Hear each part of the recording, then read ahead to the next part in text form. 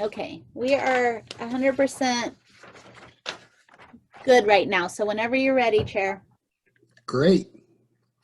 Are we going to say the Pledge of Allegiance first, or are we doing roll call first? We took that off of the agenda. Okay, then if you wouldn't mind, please call roll call. Okay, so I'm going to note that the time is 6:04 p.m. and roll call Commissioner Emerson. Commissioner Emerson is You're on mute. She's on mute. Yeah, so she just needs to push *6, but she is here. Okay. Commissioner Gutierrez. Here. Commissioner Lauman. Here. Commissioner Machado. Here. Commissioner Oblets. Not yet. Okay. Commissioner Reisinger. Here. Commissioner Seibel, alternate. Here. And Chair Jones. Here. Thank you very much. Welcome to our regularly scheduled meeting here. Becky, do you want to explain how the public can join us and participate? Sure. Good evening, everyone. Viewers are welcome to provide public comment online through Zoom or by telephoning at 669-900-9128. And the meeting ID is 857-2597-2488#. If you are watching this meeting through Zoom, please select the participants button and select raise hand if you wish to speak. If you are participating by telephone and wish to speak, press *9. When it's your turn to speak, you will be notified by the host inviting you to participate, and you need to press *6 to unmute yourself. Once you're unmuted, you will have 2 minutes to provide your comments.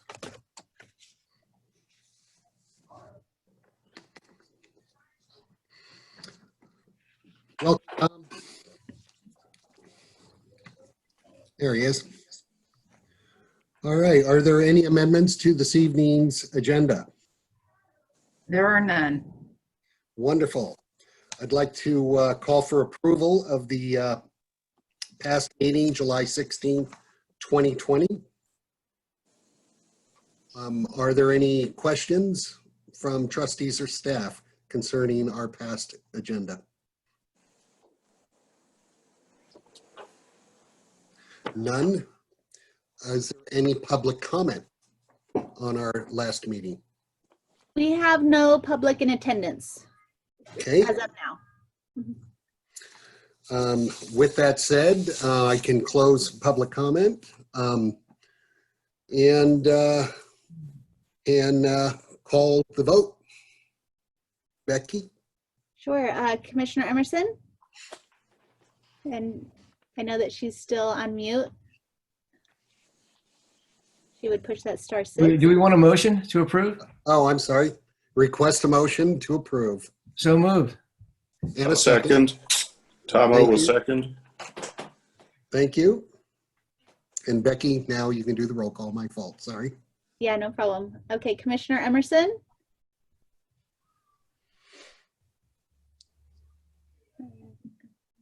Commissioner Gutierrez?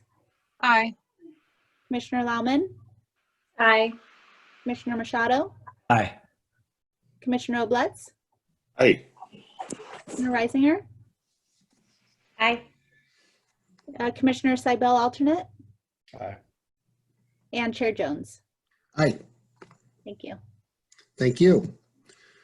We'll move on to the next introductions, awards, recognitions, and presentations. Presentation on City of San Rafael financial status from City Finance Manager. Yes, I'd like to introduce Nadine Cade. She's our finance director for the City of San Rafael. And she should be, hopefully she hears us. There she is. There she is. Hi, everyone. Aye.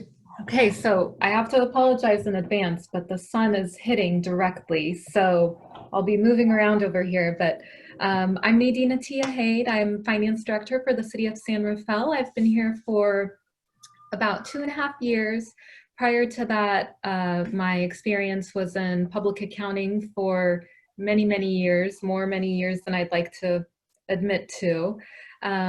Interim controller and controller for a large solar company, and then finance director for a bank that was actually a CDFI in San Francisco. So first time in government, it's been a blast, and really happy to be serving the community that I live in. So very nice to meet everyone. Few housekeeping things. One, I am working from home today, and I have a 3-year-old, so he's been instructed not to come into the room, but if it's too loud or if you can't hear me, please do let me know and we'll take care of it right away. And then I'll be giving you just kind of an overview of our financials for this coming year, so fiscal year 2021, which we're already shockingly 2 months into.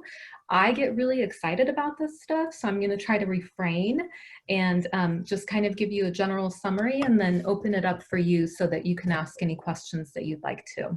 So I'll go ahead and share my screen. Please let me know. We're a small group, so if you have questions, it's a slide of 4. But if you have questions while I'm going through it, don't hesitate to just kind of throw a hand up or interject, and we can go over your questions. Do we have a copy of your presentation? You don't, but would you like me to send it to you now? Sure, that'd be great. That'd be great. Thank you. There's not much to it, which is why I kept it to myself, but I will share with Becky right now. And she can go ahead and send over to you.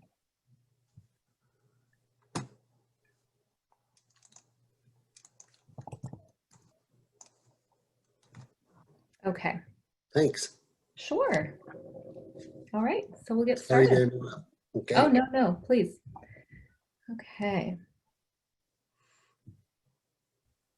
Oh, Becky, can I please get access to screen share? Or if you'd like, you can share it.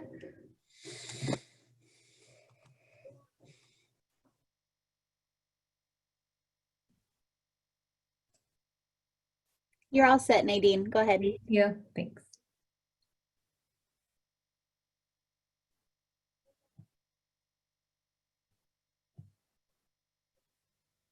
All right.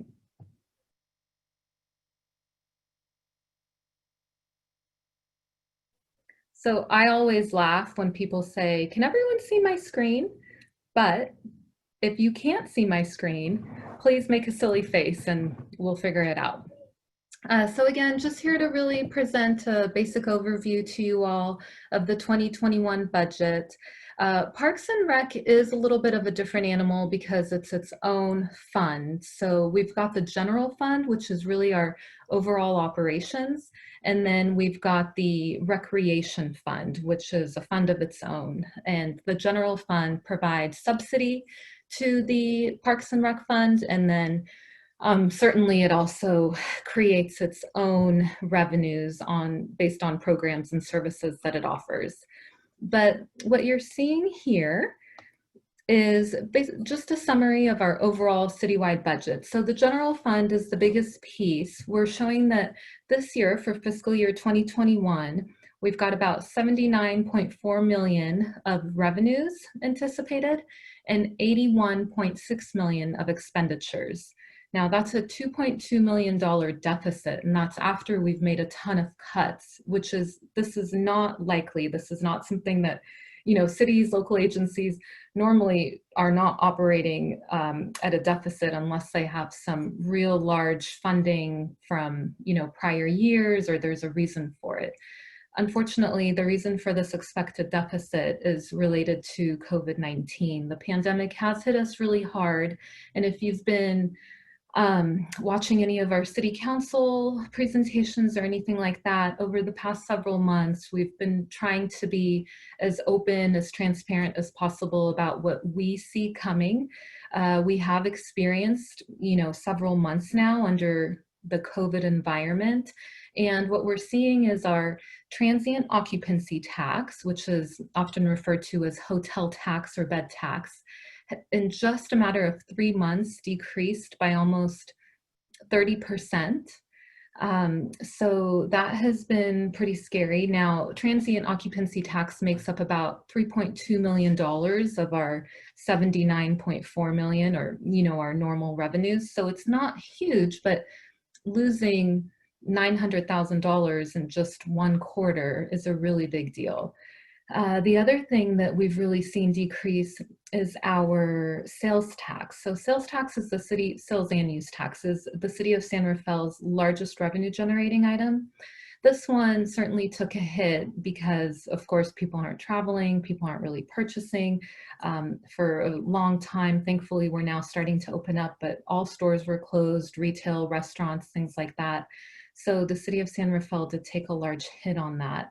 And overall, what we had expected while working through all of this analysis and, essentially forecasting, since we don't have actuals yet, for a 16-month period, which was the very last quarter and month of March for the fiscal year 1920 year, and then the July 1st, 2020 through the June 30th, 2021 year, we expected about $11.8 million in lost revenues across the board. So it includes recreation, sales tax, use tax, transient occupancy tax, potentially there's a little bit of loss in property tax, interest income, so all sorts of things, planning and check fees. And again, this is all online if you want the details, and I'm always happy to go over these items with people if they have questions, but $11.8 million loss. And so what you're seeing right now is only a $2.2 million loss. And that's because through our economic recovery plan that we created when all of this started, we cut a lot of different expenditures. So we've done furloughs, and we'll get to it, but we've made some massive cuts. So these are some of our other funds. The recreation fund sits in the special revenues fund. So it's a subsidized fund by the general fund, but it's also its own fund because it's such a different type of program than any of our other funds, and it's not 100% recovered cost-wise.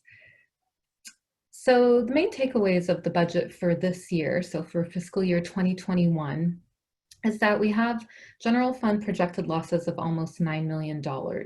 Now, it's general fund, but that is affected by the recreation fund because we're having to subsidize more cost for the recreation fund. And we're planning to kind of plug this $9 million, so offset it by a slew of expenses that we've tried to reduce. So as soon as we found out, that COVID-19 was truly what it was, I mean, within the first week that we were in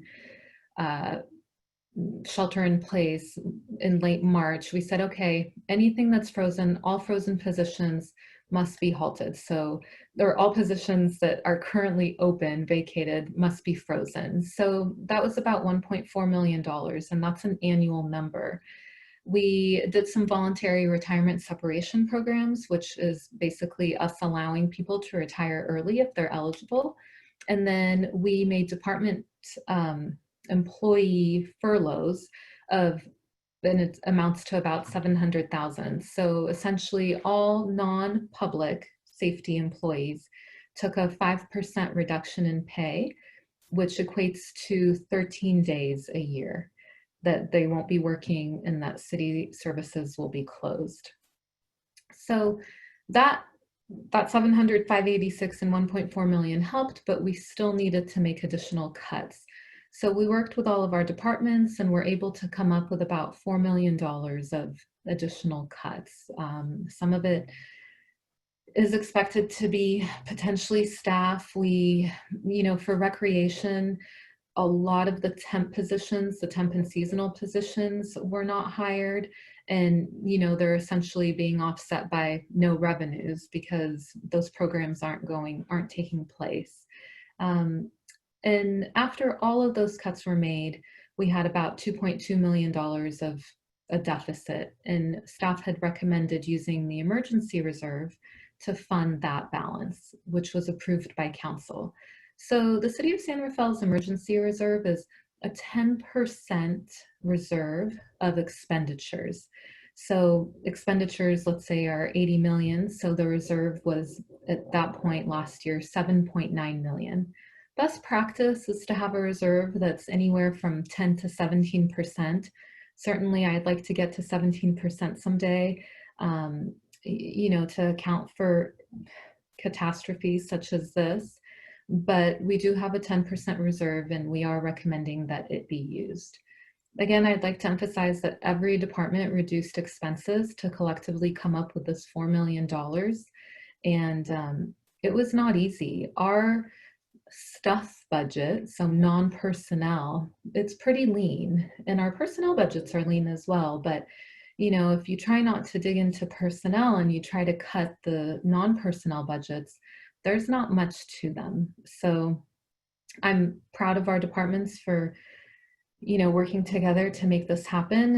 And I'm hopeful that we won't have to continue to make cuts. Further position eliminations such as layoffs will be reviewed and determined based on what types of cuts, you know, we're able to make for that 4 million, whether or not it comes true.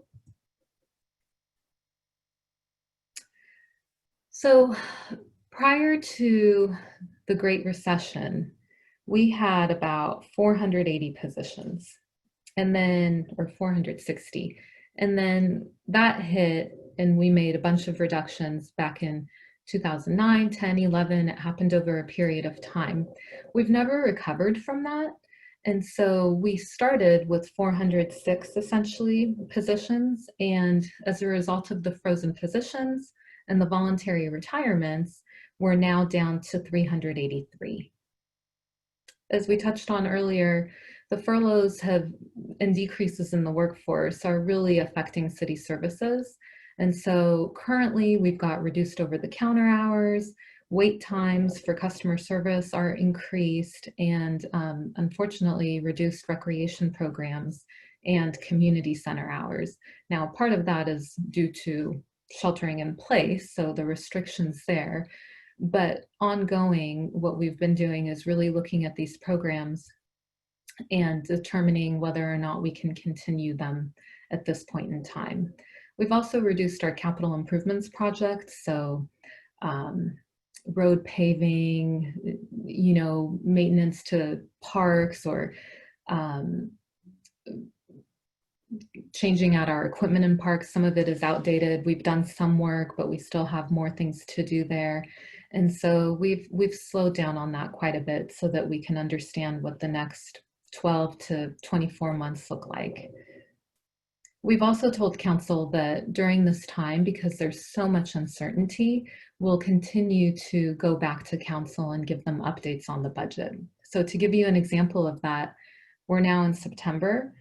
I just received sales tax numbers, final sales tax numbers for year end, so June 30th, 2020. So there's really quite a large amount of time that is, you know, that it takes for people to remit their sales tax returns, and then for the state to process it and then get back to us. So unfortunately, that proves to be very, for me, it just makes me anxious because I want to be able to obtain the best information that we can get and report on that. And having it be, you know, practically 3 months later just makes it very difficult to plan for our financial future.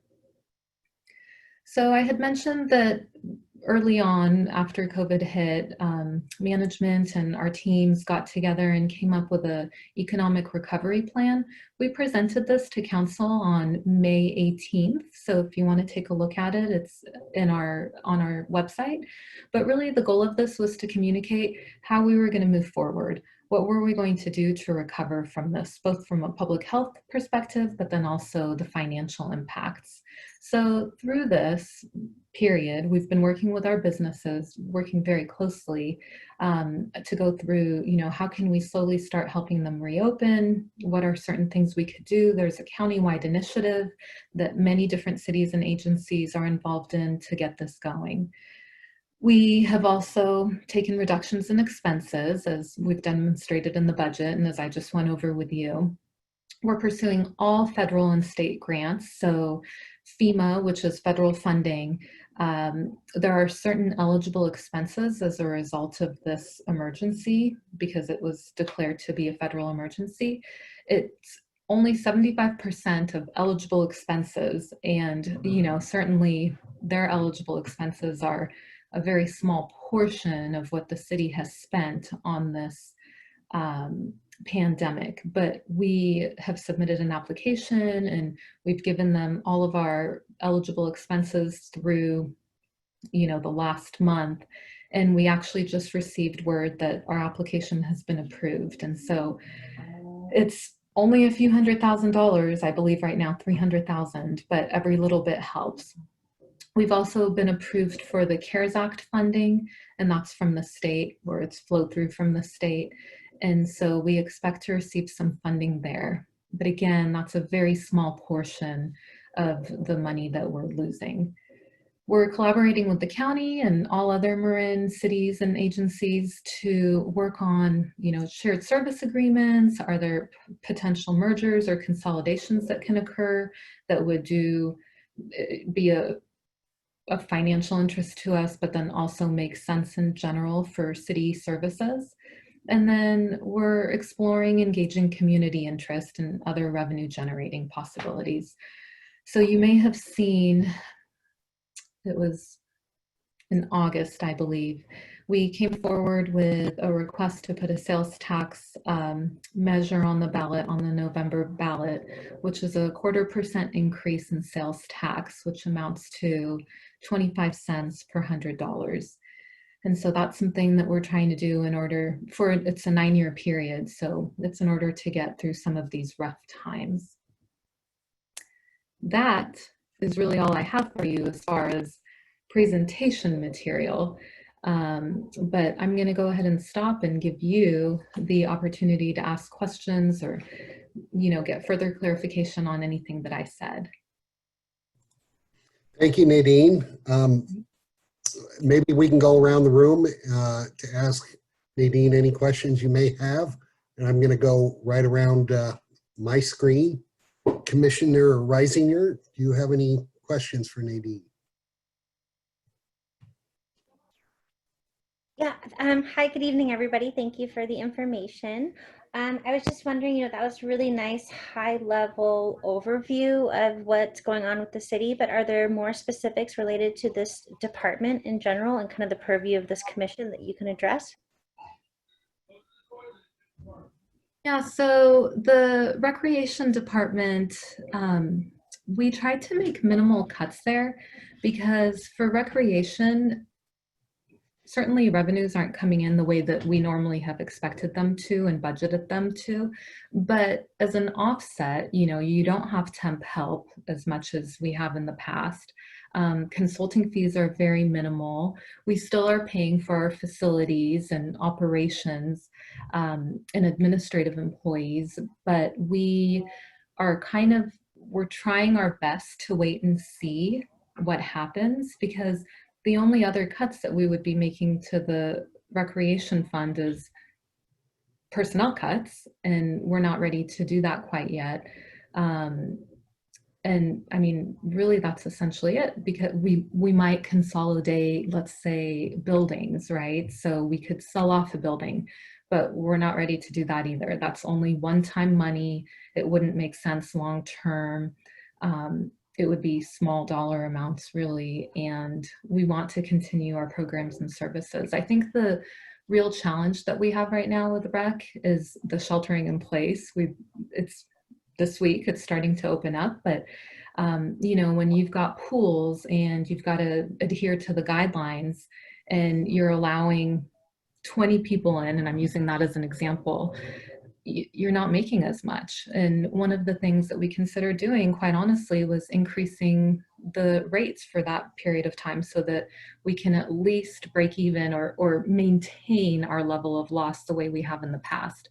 And the decision was made not to do that. We feel like our community members are all hit by this. And so at this moment in time, we're going to go ahead and, hold off on that and try to recover from the losses as best as we can. Can I So- jump in, Nadine? Because we Yeah. did actually adjust our fees for the pool when we opened up to kind of recover just the direct cost of opening it. What we have been talking about as we move into the winter months, those costs go up, and did we want to continue to raise fees to adjust for those increased costs? And that we decided not to. But early on in the season, we did raise the fees because otherwise we would be losing too much money. And that's kind of an approach we've been taking with every program as we open it up, looking at, and we've done the same with our childcare, looking at what are the direct costs of offering that program, and is the fee, are we able to set fees at a level to at least just cover those costs, the direct costs. Right. Thank you, Catherine. Yeah. No, I mean, and that sounds great. And I totally appreciate that individual layoffs is kind of the last resort. I think that's important to show support for your community and city staff members.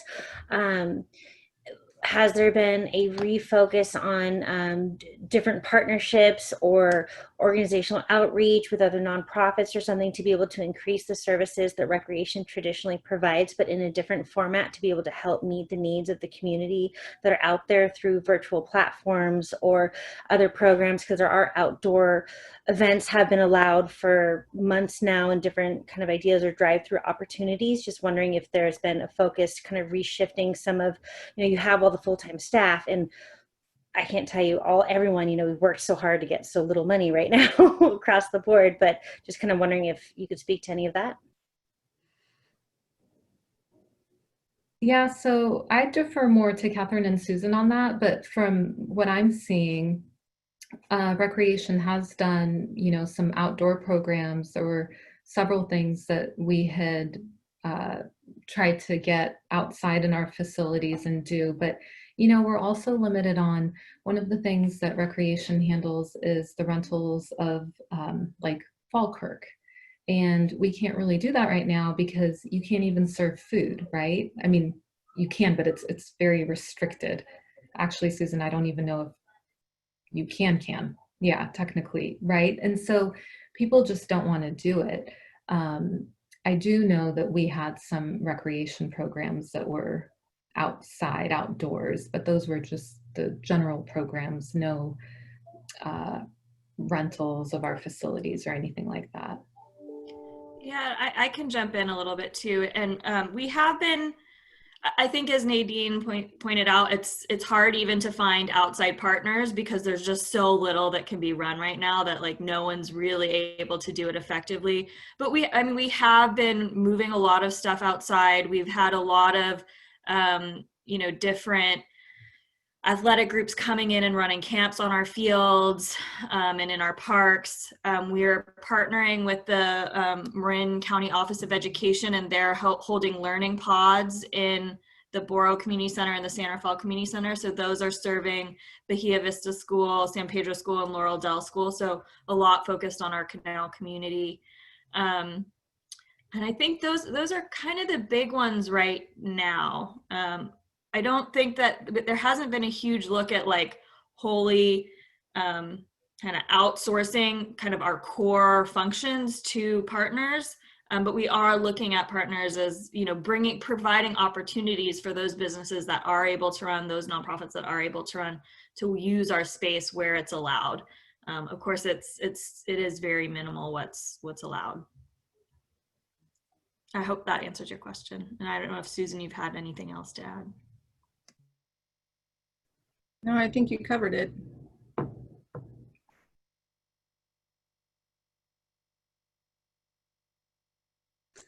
Sorry, I was on mute. Commissioner Gutierrez, do you have any questions?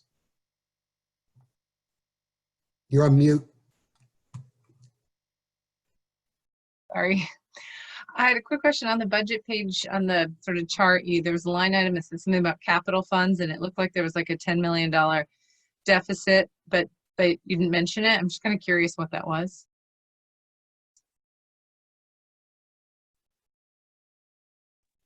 Yeah, so let me pull that up.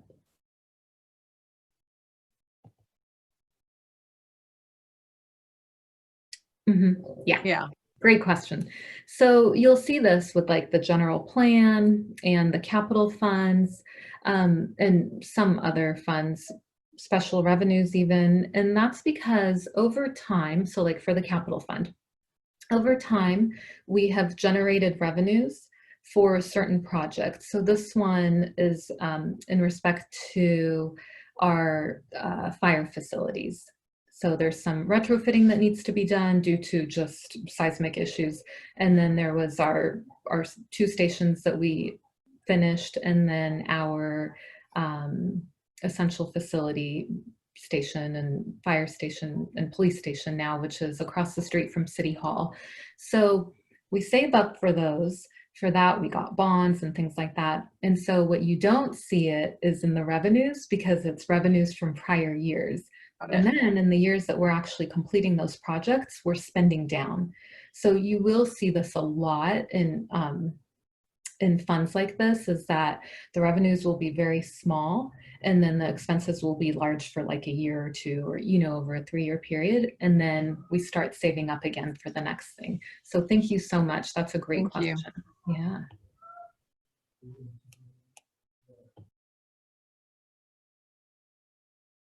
Sorry, I did it again. Commissioner Machado, do you have any questions? No, I was reading your lips. No, I'm good. Thank you very much.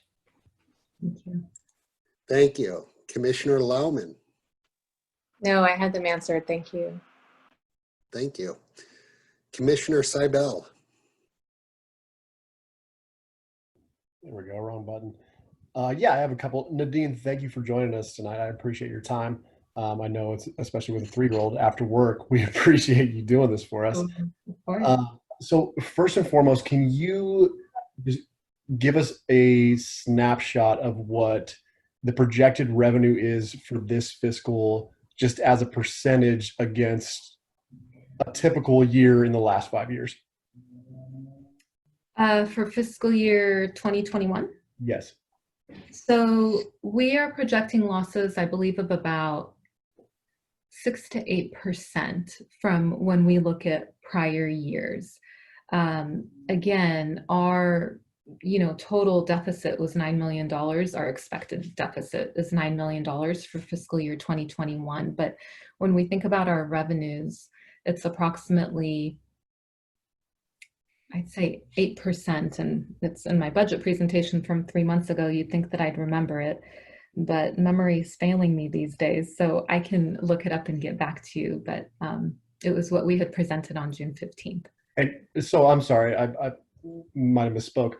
I'm looking for specifically for this department. That I cannot give you. I'd have to run the numbers on it. Okay. So given that, I mean, I would assume it's going to be a pretty sizable percentage, given how this is going to hit recreation. Typically, the transfer in from the general fund to the recreation fund is $2 million, correct? Mm-hmm. Okay. So additionally, this year, $300K was added on top of that. Now, there were no staff cuts for this department, correct?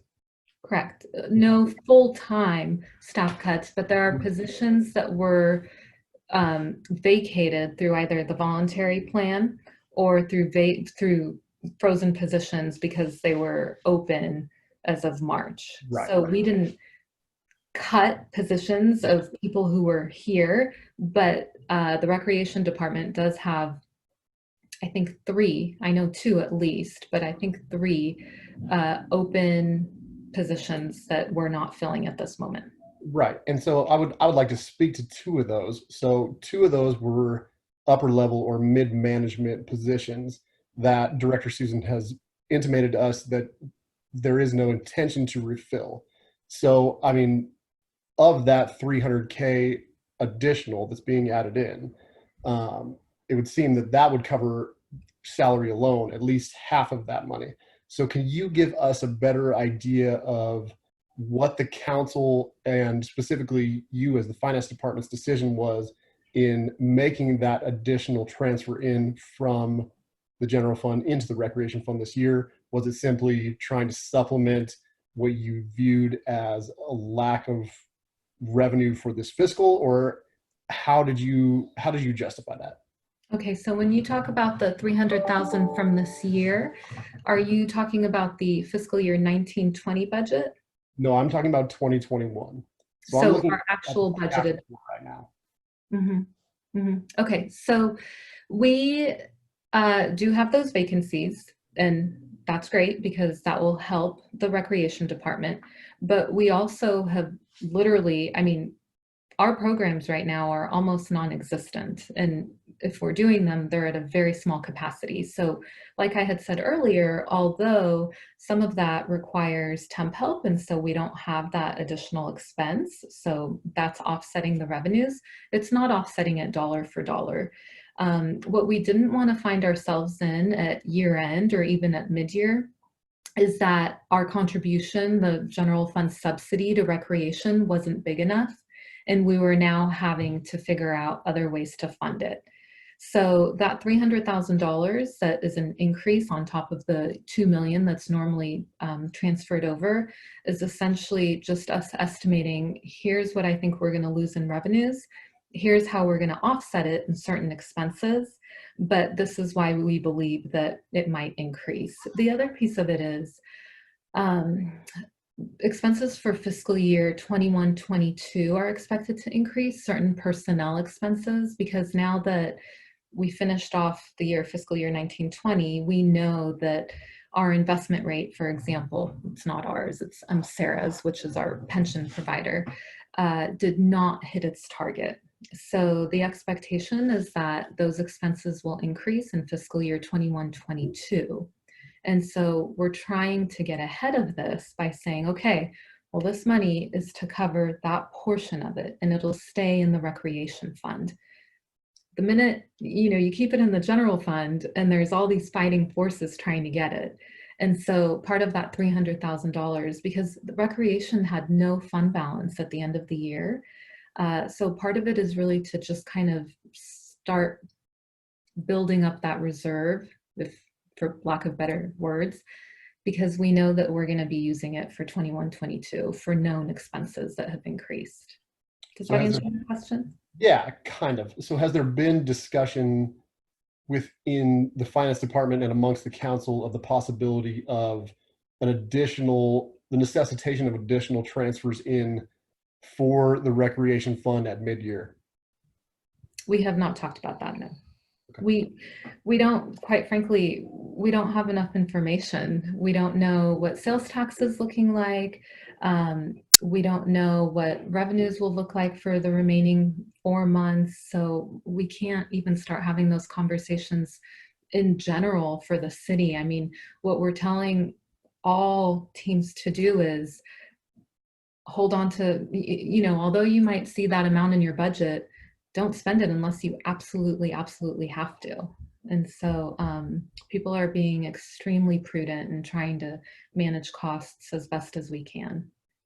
And are MSERA costs for the city as a whole impacted as a conglomerate for all the departments? Or is it department by department, hey, these are your MSERA expectations, especially with these two fairly tenured employees leaving this particular department? Is it a conglomerate approach, or how is that measured as far as MSERA goes?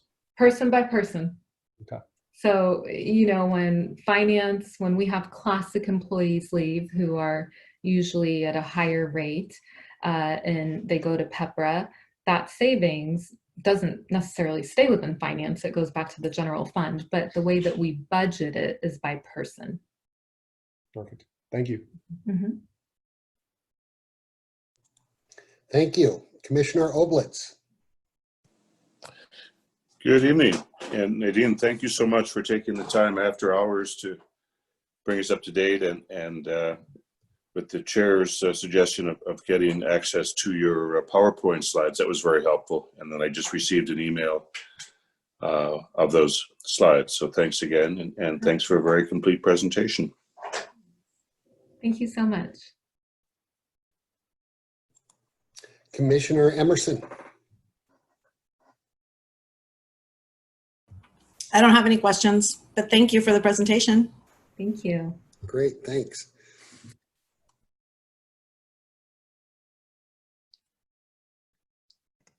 You're muted. Chair Jones. Sorry. Thank you. My questions were also answered. I just have one point I wanted to put out. Catherine, you mentioned that some of the costs for swimming or some of the costs have gone up, that we've risen some of the prices. We've increased pricing on some things. So in order to open up kind of at the beginning of when we were trying to figure out how do we open up our outdoor swimming pool and with all of the COVID restrictions, I mean, we were going from our rec swim, it's just completely different approach, right? We're doing reserved blocks. Our lap swim, we have eight swimmers in the pool at a time. Our rec swim, we were able to have 22 swimmers out of the pool at a time. This is a pool that normally serves, up to 200 people capacity. So in order to make it financially viable, we did analysis of what we would need to charge to just break even. And under the city manager's emergency authorization, he was able to authorize us to set those prices at cost recovery. So yes, Great. we did. Are we going to see that of what it is, where you guys break even? Is that something normally that would come to us or no? Susan, no? It's on the website. So in general, both Nadine and Catherine are working on the master fee schedule, and those fees, which are ongoing, those recommendations will be reviewed by the appropriate boards and commissions you included before they go to the city council for final consideration and approval, hopefully approval. Yeah. Those will be coming forward probably in the next few months to you guys. Great. And again, Great, the thank cost you. recovery is only on the direct piece. So that's where the difference is between rec and other departments. It's not including any indirect expenses. Got it. Nadine, thank you so much. Really Thank appreciate you for having me. Yeah, everyone have a great night, and thank you for being on this commission meeting or this commission team. So thanks so much. Nadine. Bye. Bye. All right, thanks. We'll move on to item number 4 on the agenda, the review of appointments to the Library and Community Center Working Group for the Public Library and Community Center Conceptual Design. I know, that's quite a mouthful, isn't it? So, I know, sorry about that. Henry and I really, wait till you see the next one. So I'd like to introduce Henry Bankhead. He is the Assistant Library and Recreation Director. He's the counterpart to Catherine. He is also the city's head librarian. So I'm going to let him tell you the whole thing because I could probably cover it in the next 2 seconds, and I don't want to steal his thunder. So Henry? Thank you, Susan, and thank you, Chair Jones and the Park and Rec Commission. I am Henry Bankhead, as Susan said, Library and Recreation Assistant Director in charge of the libraries. I've worked at San Rafael for 5 years, almost to the date. I came in September 5 years ago. Before that, for those of you who haven't met me, some of you have, I worked in Los Gatos and at Santa Clara County Library. And today's item is coming right up. I'm going to share my screen.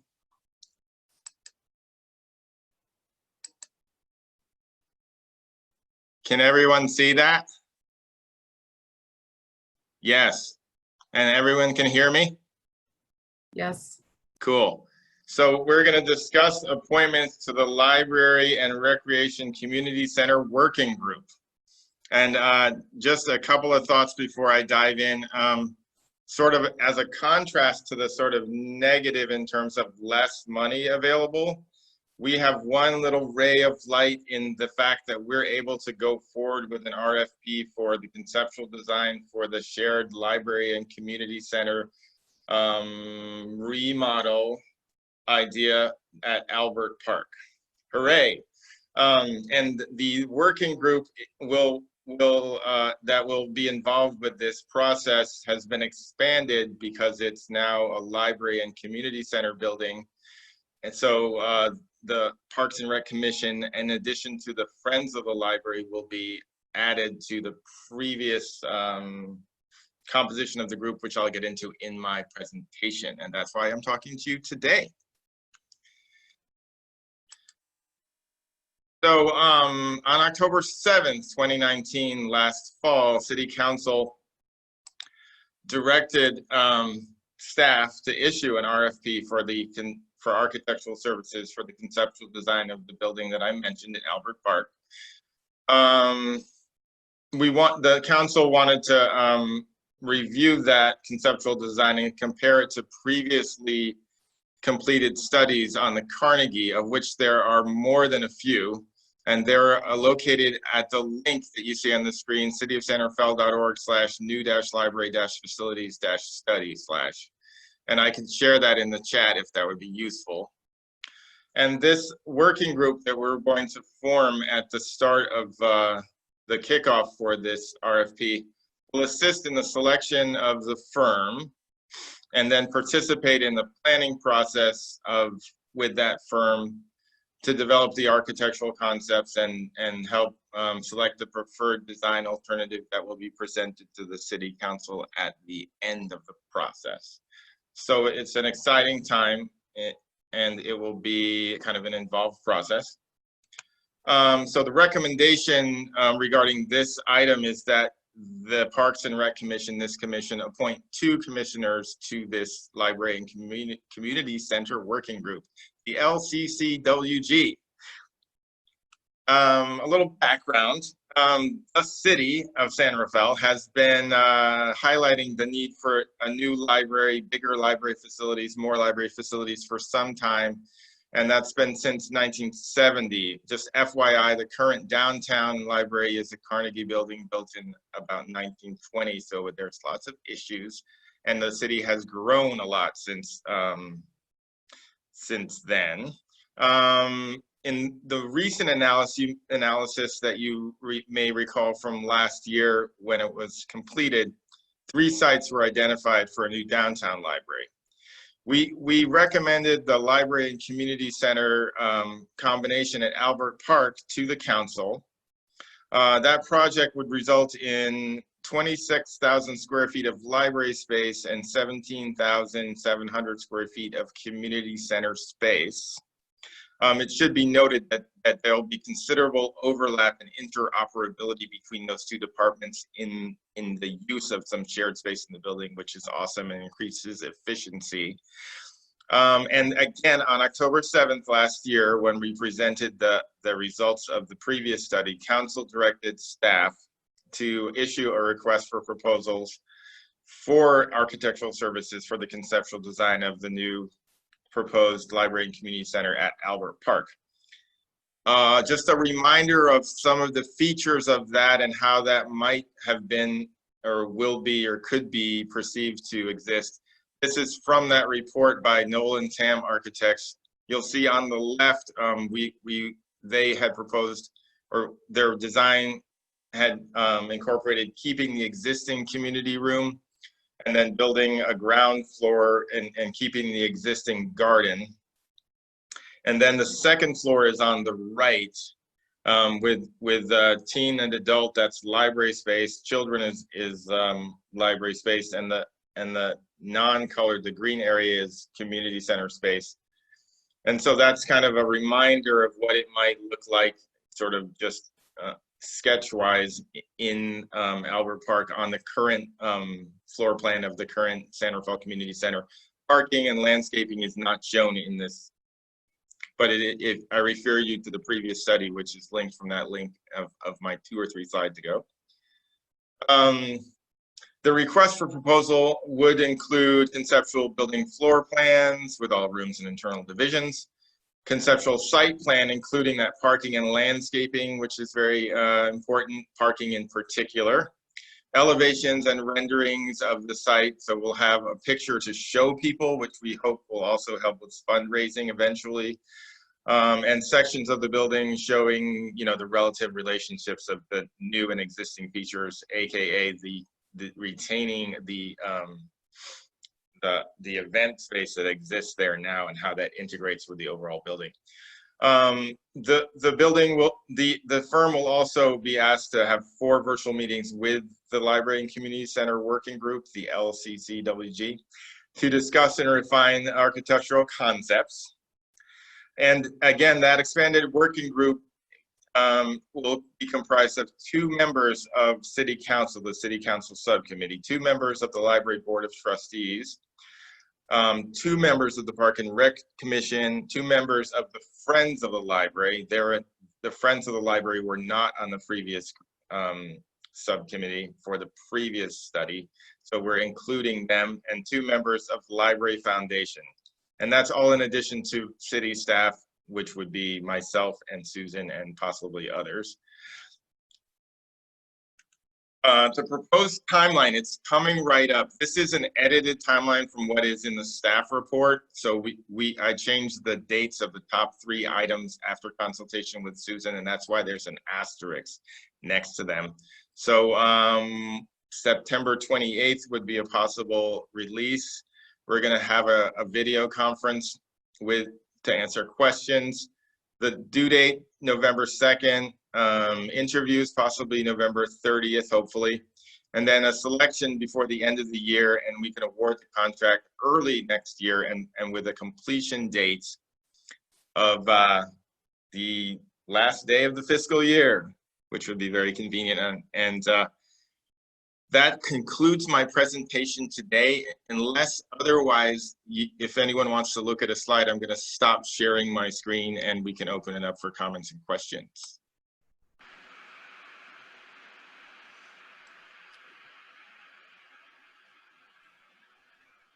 Is the chair going to go around the room, or are we just open to ask questions? I will be doing that. Thanks, Tom. Thank you. And Mark, we'll start with you. You're in my top right corner.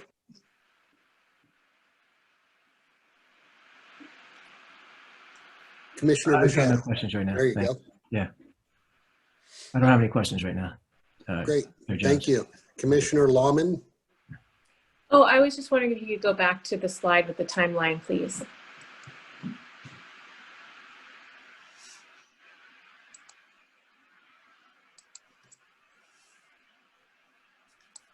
And I think it's really exciting development and process.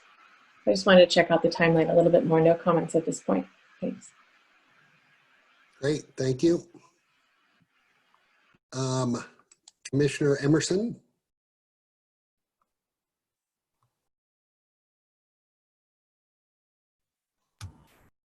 Do you have any questions? No? I don't, and I think I'm challenged with my mute. That's right. Sorry. That's okay. Commissioner Gutierrez. I don't have any questions, but very exciting.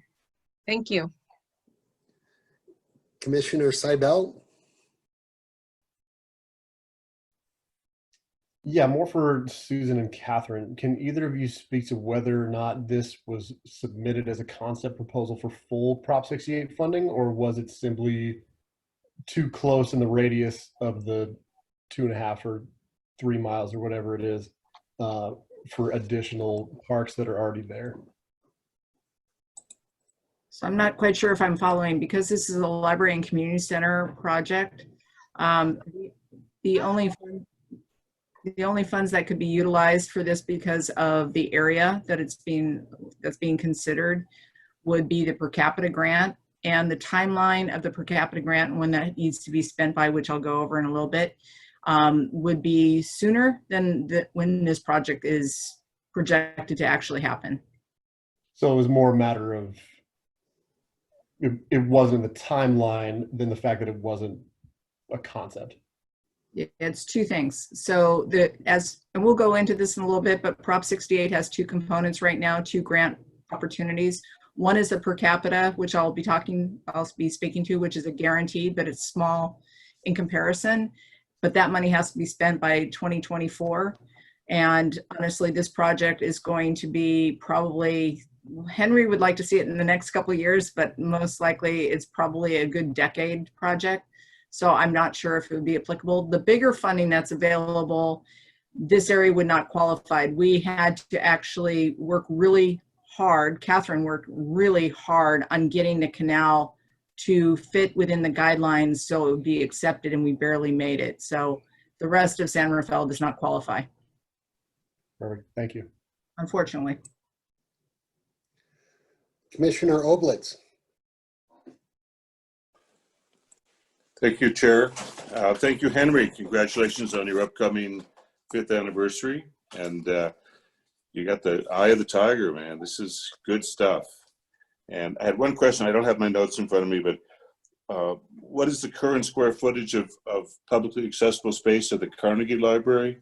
You mentioned what's happening in the proposed changes at Albert Park and the community center, but in terms of what's available at the Carnegie? I think what's documented in the previous study is 12,500 square feet. Okay, thanks for that. Yeah. And will you be able to share your PowerPoint slides with the commission? Those are very helpful. Yes, I'm not hooked up to OneDrive, I don't think, but I'll share them, send them to Becky, and she can send them to you.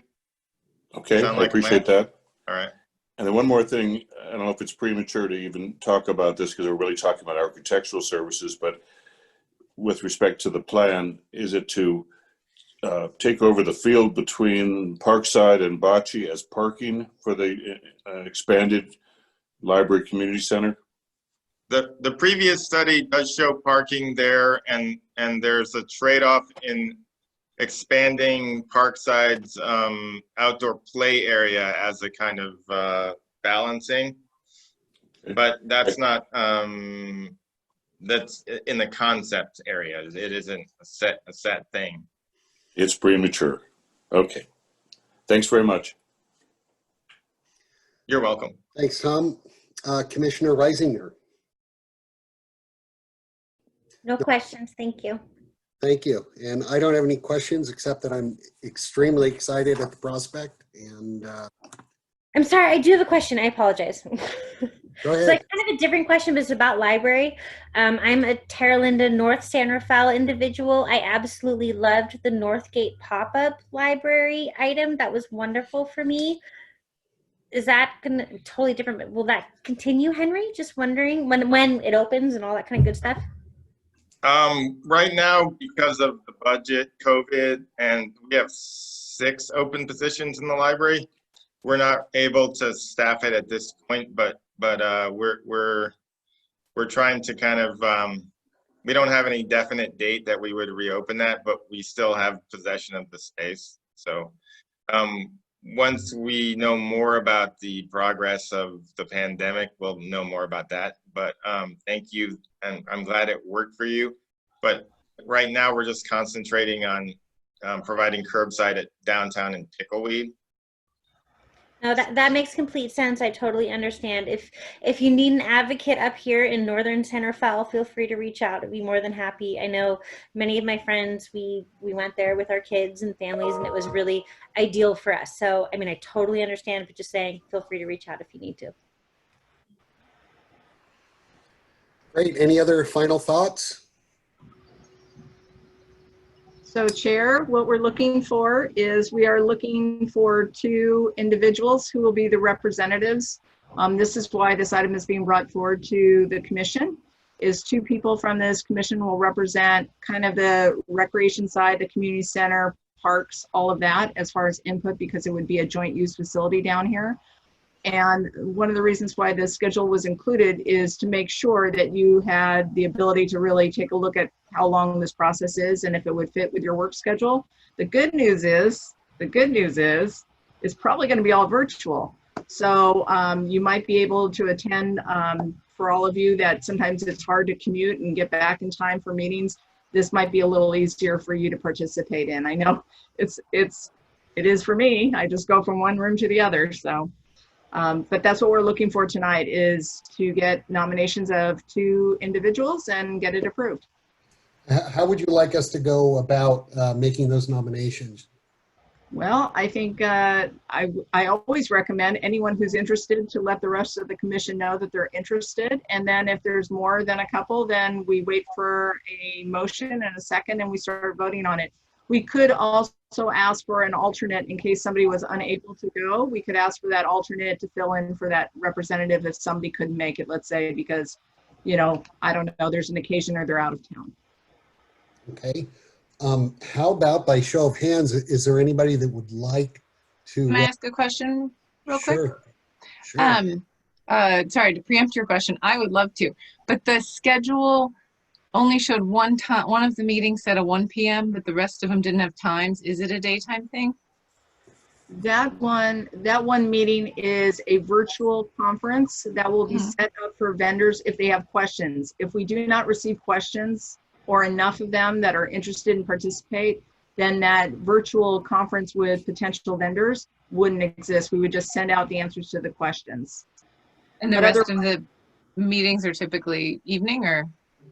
In the past, they were all in the evening. But once again, I think once we get everybody on board, the weeks in the schedule shows like when they're going to be occurring, and we have an idea of that. We will be setting up the meetings once we hire the consultant and we know who our working group is. Thank you. Yeah, I would definitely be interested. Henry, you have a question? About the meetings, they tend to be dictated by the schedule of the council members who are on the meeting. So they tend to, yeah, also be in the evening. So that last time at least, but I would anticipate, yes, that is the case. All right. And anybody else that's interested, show a hand. Tombo here. I'm interested. Anybody else? I am personally not interested, but I back up Commissioner Gutierrez, who has worked with me on the Pickleweed Advisory Committee, and she did a great job. So, I believe we have 2, and I don't think we need to vote on that, do we, Susan? Or is that? Yes, we do. We just need a formal motion and a second and a vote. Okay. Somebody want to motion that? I'll motion to recommend Commissioner Gutierrez and Commissioner Oblets to working group. And a hearty second here. And a roll call, please. All right, Commissioner Emerson?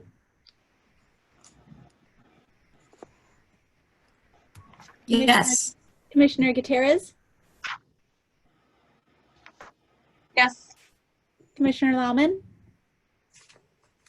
Yes. Commissioner Machado? Aye. Commissioner Oblets? Yes. Commissioner Reisinger? Aye. And Chair Jones? Aye. All right, thank you. And I'd like to congratulate you two, and good work, and thank you very much. And if there needs to be an alternate somewhere along the way, you can put my name down. I'm happy to participate as an alternate if needed. How's that? I would be happy to participate as an alternate also. Great. Thank you. Thank you. I'm going to go. Thanks so much. I really appreciate you taking the time. Thanks, Henry. Bye. Okay. Item number 5 on our agenda, and this is a big one, I think. Discuss project selection for Proposition 68 per capita grant application process. And Susan, I'll let you explain it. I know. Here, let me share my screen. Let's all cross our fingers and hope this works this time. Let's see. Susan, I have one interruption. I do need to leave the meeting at this time. Okay. Okay. Thanks, everybody. Thank you. Thanks, Tom. Okay. So we're here to discuss the project selection for submittal for the Prop 68 grant application.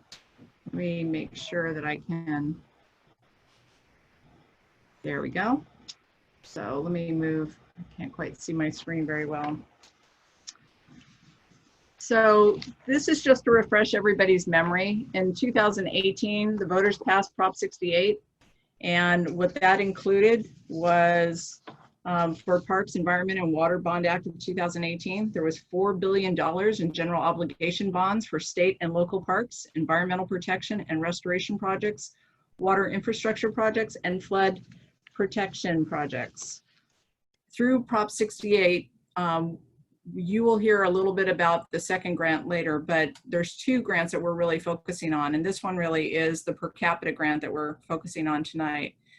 So the per capita grant is made available for local park rehabilitation, creation, and improvement grants to local governments on a per capita basis, and they're one-time funds.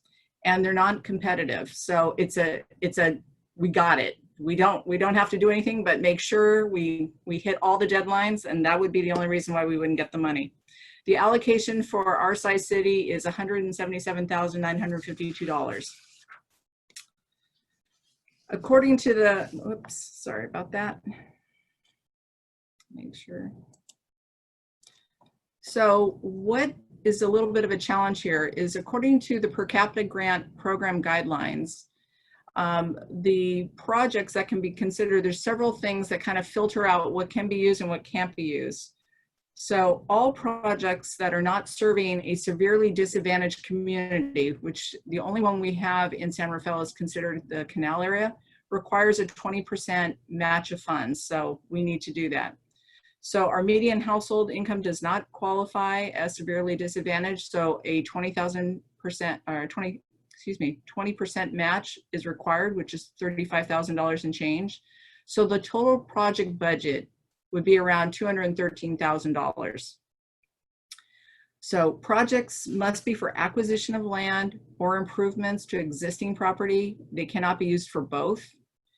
Operation, maintenance, and repairs are not eligible. So as we get into, we're replacing a park playground. So why isn't that a repair? It's because we're replacing the whole thing. If we were using money to go in there and repair a slide or to fix a bathroom, it would not be an eligible project.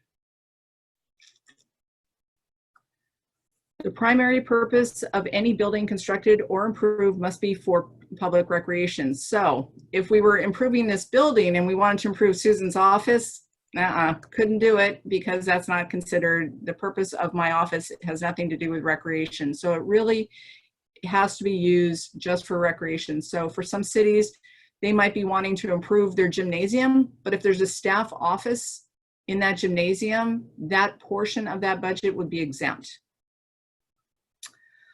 Per capita funds must be used to supplement, not supplant. So what it's really looking for is to be kind of seed money to help a city who already has projects in their CIP to help basically make sure that project happens. It's not to go, aha, I get this money, now I can use that money on roads. So that's not the purpose of it. The projects, and one of the key components of what project we chose, is based on this bullet, which is all projects must be accessible, including an accessible path of travel to and from the project. So once we knew that, Catherine and I and DPW staff, basically the city engineer and the assistant engineer, looked at 3 playground projects that are in the existing CIP that the commission has already considered before. The 3 playground replacement projects are located in Gersel, Peacock Gap, and Bernard Hoffman.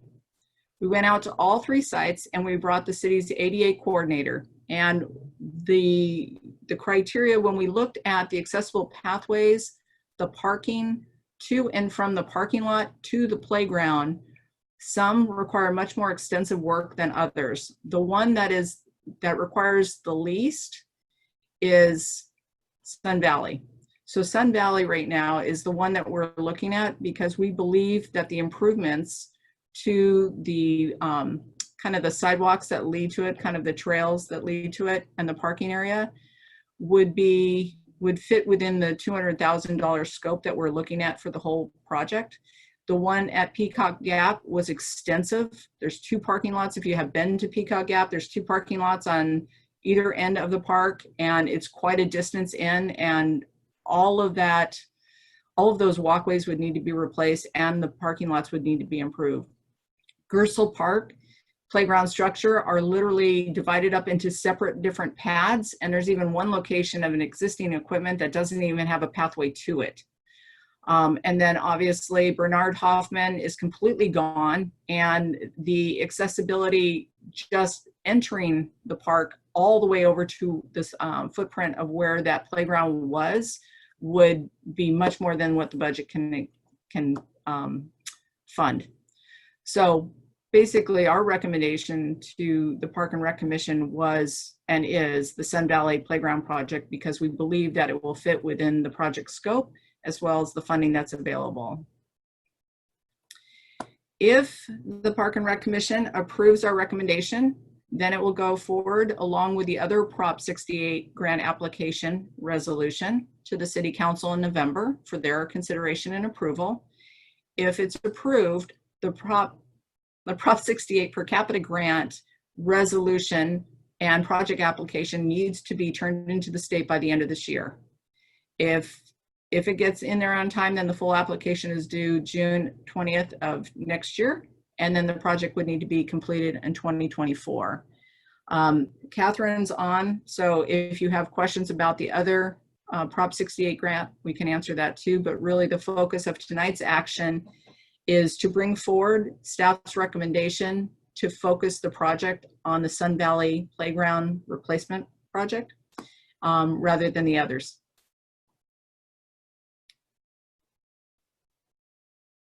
And that's it. That's it. Great. That's Can you please share the your presentation, your slide presentation as well? Yes, I can forward it to you after this meeting. Yeah. Great. Thank you. I'll leave it up unless there's a question. If there aren't any questions regarding the PowerPoint, I can take it down. Okay.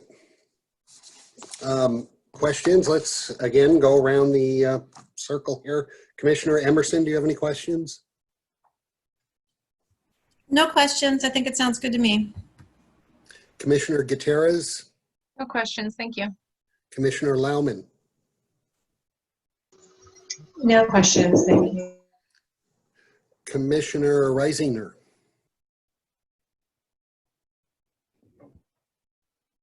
Thank you. Commissioner Seibel? No questions. Commissioner Machado? So in regards to the project, so the whole playground gets redone, or so everything, all the stuff that was there for the last 25 years is taken out, new stuff gets brought in, and nothing happens to the basketball court that's there. That's correct. And the field, does the field get new drainage maybe? It's a very slick field. Unfortunately, with $177,000, and for everybody's benefit, I'll just quickly give you an idea of what things cost. So the Albert Park Playground, that replacement was $750,000. Wow. So when you have $177,000 plus a match, you don't have a whole lot to work with. So when we went around, we were hoping we could find something that wasn't a repair, that this amount of money with a little bit of a match, which we're going to use Measure A funds, that will be our recommendation for that match, yeah, would actually pay for it. And Sun Valley, the equipment, it works, and all the pathways that need to be improved are minor in comparison to the other sites. Got it. We really wish, I mean, all the playgrounds could possibly be addressed with a dollar amount, but it's the pathways and the parking lots, improving the access that is required by this grant at the time of improvement it would exceed what we have. Got it. So that's and it's 4 years out to 2024. We can do it before then. It just has to be done by then. Okay, got it. Thank you.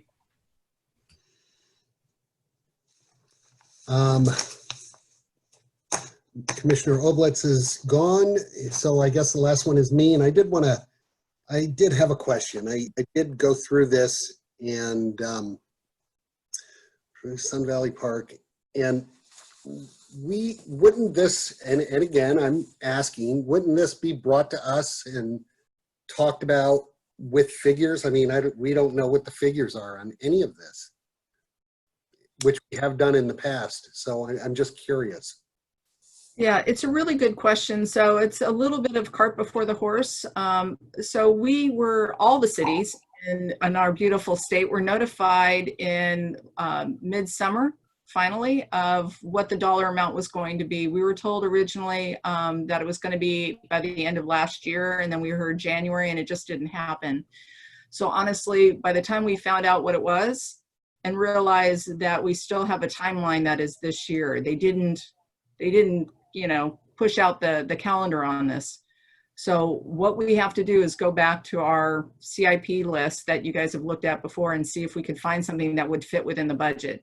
We are confident, based on having engineers and the ADA coordinator with us, that we can do this project with the amount of funding that's available. You're right. It would be nicer if we had a biddable project ready to go and we knew exactly how much it was, but we won't know until we start moving forward, and we can't move forward until we get the funding. So.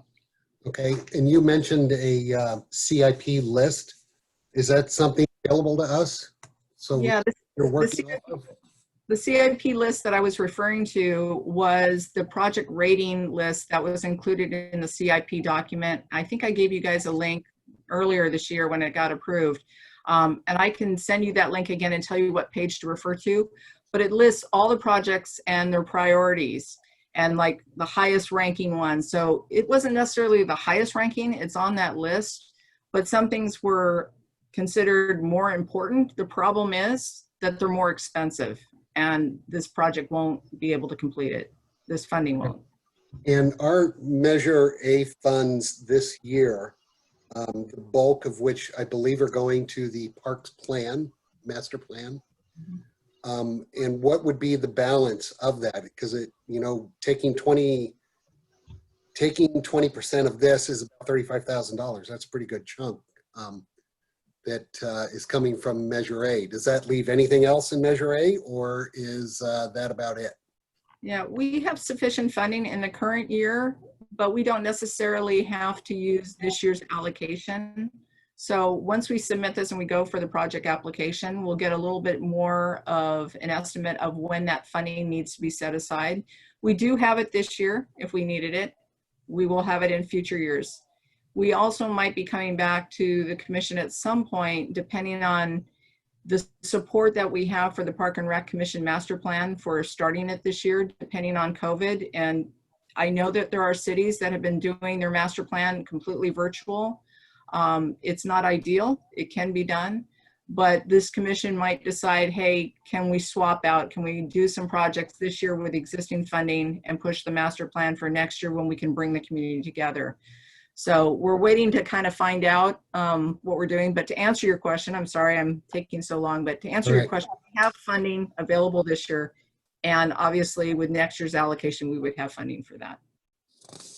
Okay, great. And do we have a, and again, if you provided this, I apologize.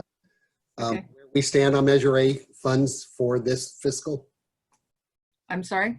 On our Measure A funds, on what it's being spent on in this fiscal. Was that also in that packet? Yeah, it was back in May, but I can forward that back to you. But it was. I'm sorry for asking. No, it's fine. It was, I'll just remind you really quickly, our allocation was reduced by 25%. All agencies were, because they're expecting a shortfall in sales tax.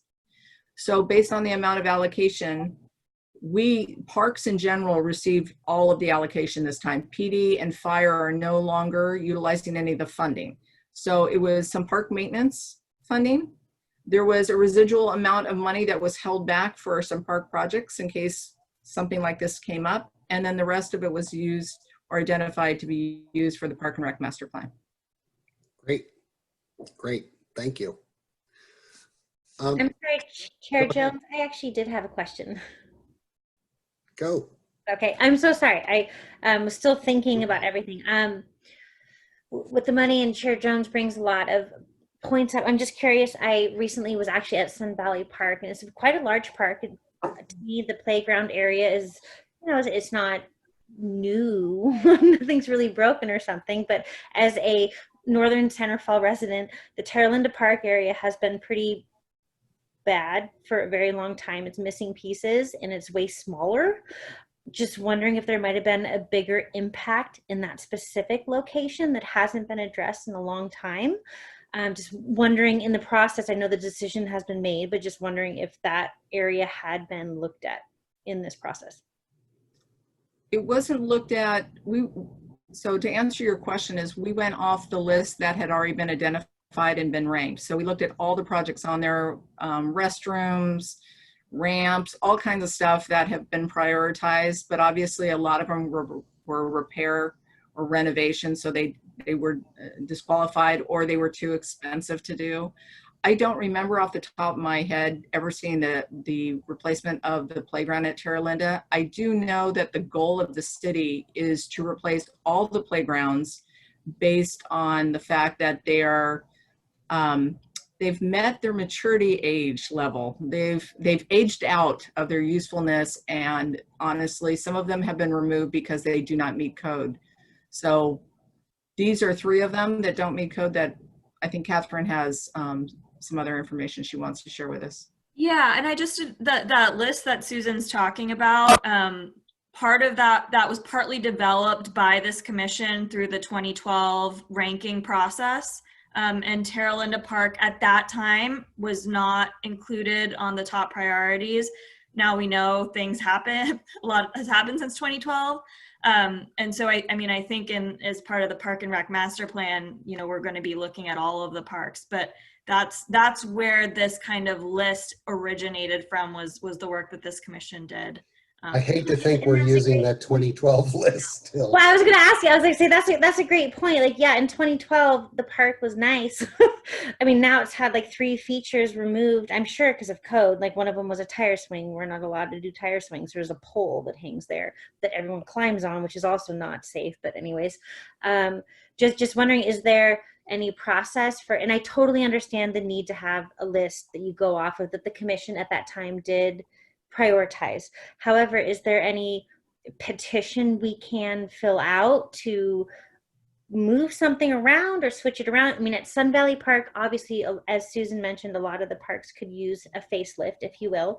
But I didn't see anything actually broken or missing at Sun Valley when I was there last week. I could be wrong, and please, if that's your neighborhood park, please don't. I'm just saying, but like Terra Linda Park's literally missing 3 significant structures, and it's basically a sand pit with a slide, and a grassy area that has more dirt than grass. So just wondering, like, if there's a procedure to switch that list. It's now, you know, 8.5 years old. So once again, we're going off a list that was established because we have to pick a project now in order to get this funding.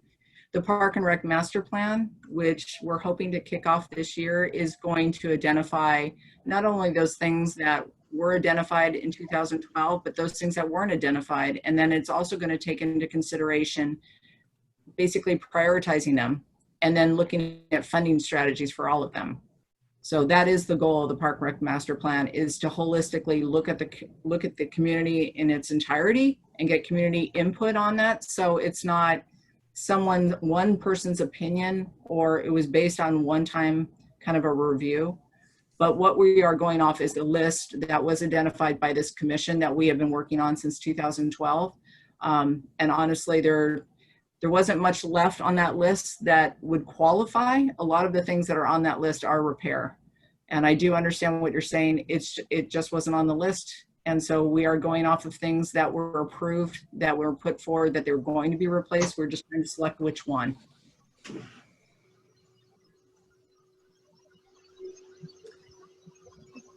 Commissioner Lauman? I just have a question about the path of travel. Does that need to be on the premises, or is that to the park entry gate?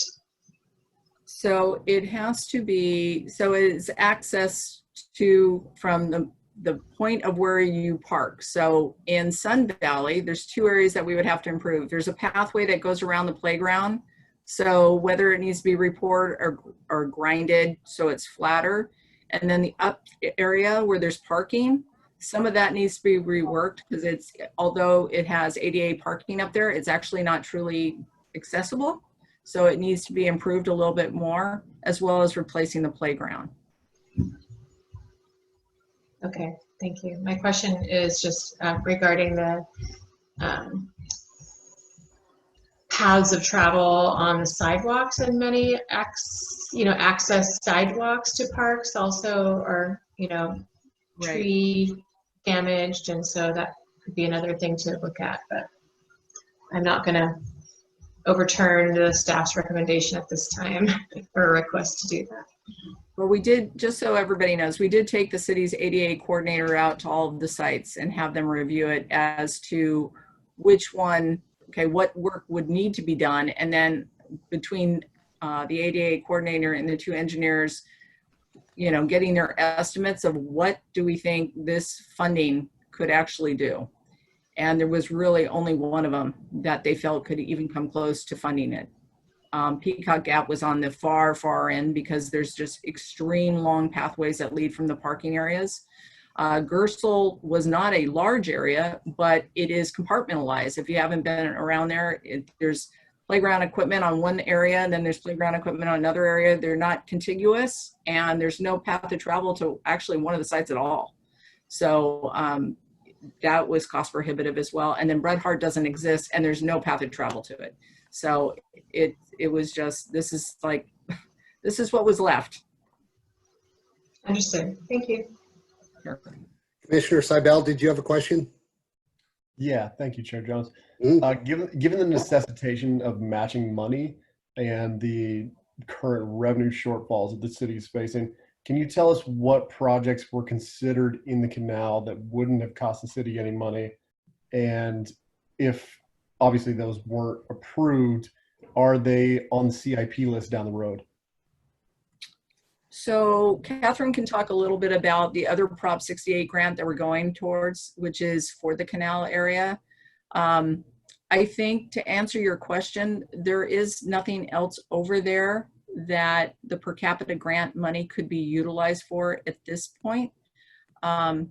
It could have been used to replace that playground if we hadn't just replaced the playground last year, but they use CDBG funds for that. So that would have been a perfect project. So you're right, the per capita grant could have been used over there as well as anywhere else, but Prop 68 money, the other grant, which is, I think, Catherine, it's $8 million. The maximum you can apply for is 8.5. 8.5 million, but it's competitive. It has to be in an underserved area. So the only project that we have to apply for under that grant application is the Pickleweed Park area in its entirety. And you have or have not been approved for that? We are going to be going to the city council to have them adopt a resolution so we can apply for that grant for Pickleweed Park. So this commission already approved $20,000 of Measure A funds to be used to prepare that application, which we are doing right now. And so that project's going to be the bulk of it would be converting the Pickleweed field to synthetic turf, but we're also engaging in a community input process right now to see what other amenities the community would like included in that beyond just the turf. Thank you. Commissioner Gutierrez. I have one quick question back to Sun Valley Park. It is my local park, and you were right, it's not in terrible condition. I'm looking at it, I can almost see it from here, the swings. But the path around does need help, and it is ancient, but one of the ancient pieces of it is an art wall, and I don't know how this process works in terms of when you replace a playground. I know they're somewhat formulaic. It's this many feet from the edge, and it fits the 5 to 10 group or the 2 to 5 group. There is a wall of kind of community art that was put, probably Mark's kids might be on it, but it may go back to 95-ish. Yeah. Hands on there. I don't know how that gets addressed, but I just want to throw it out there that if there's a way to retain something like that, that I think the community would appreciate it.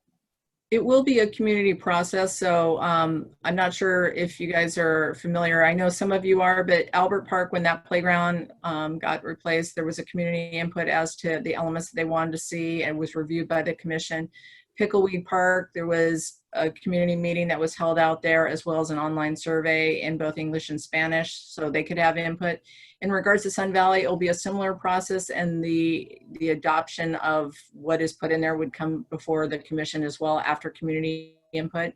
But I have seen it with walls of state, and I've also seen where they've gone in there and removed the tiles, if it's a tile wall or whatever, and then basically reinstall it on a newer wall. So yeah, we understand the importance of a legacy item, and we would do everything that we can, especially if the community wants to keep it, to maintain it in some way, whether it's on a wall or it's put somewhere almost as, you know, public art, but that would be the intent. Thank you for sharing the process. I didn't know that. Any other questions? I just wanted to mention it would be great if we kind of got a heads up on some of this. Maybe, you know, we've had very few meetings, you know, because there really aren't agenda items, but this sounds like an item everybody's interested in, and we'd kind of like to know, you know, more of what's going on. And you know what I mean? I just think I kind of felt out of touch on that one, and didn't realize, truthfully, we were still using that 2012, but I do know you did say that, and I think in our May meeting, using that 2012 list. Anyway, can we have a motion? Yes, go ahead. No, I just support what you just said, Chair Jones. I would love to, even though it's not necessarily a major agenda item, but just be brought up to speed on even programming aspects that the community and the department is doing. I'm fortunately part of the list that always see the bingo event come out, and I tell my friends, or different virtual stuff. Like, I think everyone, and hopefully I speak accurately for everyone on this commission, that even if we can have like just a easy presentation on this is what's happening the next month, feel free to share the word so that we can help increase presence in those attendance events. I would love to do that and support the department in any way that I can. So Chair Jones, I completely support what you just said. It's just putting that out there. Thank you. Anything else? Great. Can we have a motion to approve this? Move to approve. Move to approve the selection of the Sun Valley Playground. And The Prop 68. Thank you. And a second? Second. Vote, roll call, please. All right, Commissioner Emerson, Yes. Commissioner Gutierrez, Yes. Commissioner Lauman, Yes. Commissioner Machado, Aye. Commissioner Reisinger, Aye. and Chair Jones. Yes. Thank you. Doesn't Commissioner Seibel get to vote with Tom gone? He does now. Oh, okay. So let's go back to Commissioner Seibel. Aye. Thank you. Great. Looking forward to seeing that happen. That's great. All right. Commission reports and comments. Any other reports on any meetings or conferences and or seminars attended by commission members? Okay, thank you. Number 7, staff comments. Just want to follow up on the comment that you made. I think we hear you. So I've been providing you all with Friday memos that outline all the different programs that we've been offering since March for the last 6 months. But what I think I'm hearing is you would like to have our meetings, because often we have meetings that are action oriented. That's kind of the whole goal. So not every month we have an actionable item, but if you want staff presentations, we can arrange that. But basically they would be providing you a little bit more embellishment on some of the information that we've been sending to you. So if that's something that you'd like, we'd be glad to do that. But we recognize during COVID, we didn't want to necessarily bring just program updates to you without actionable items if we weren't meeting. So now that we are meeting, if that's something that you like, Catherine and I can work on that to provide you with some updates on different programs that are happening. Some of the updates, they're just not happening. Like Golden Airs, our senior programs are just not happening. So if that's something that you all like, we will be glad to do that. We would, and I guess I'll speak for everybody, and if you don't agree, please chime in. But I've been on the commission for a long time, and we used to be able to see these things before we just came up and voted for it. And I know it was a last minute thing on this one, but you know, I guess overall big picture, Measure A funds, we'd like to know what's going on in Measure A funds. We used to always be updated on that. We had that list on 2012, and we did spend a lot of time on it, and staff did as well. And boy, we should have updated that at this point. We really should have identified, you know, some of the areas, whether that be Terra Linda or Bret Hart and some of the other areas in the playgrounds. But it's just, you know, it's great to bring it to us so we can talk about it. I think that's what we're looking for. Some of the stuff that I used to see when before you, Susan, and just being notified and having the information before. Okay. That's it. So if nothing else, here we are at 7:35 and we adjourn. Thank you so much, everybody. Thanks, everybody. Great to see you. Thank you. Bye. See ya. Appreciate it. Thank you, Chair Jones. Thank you. Bye. Thanks. Bye.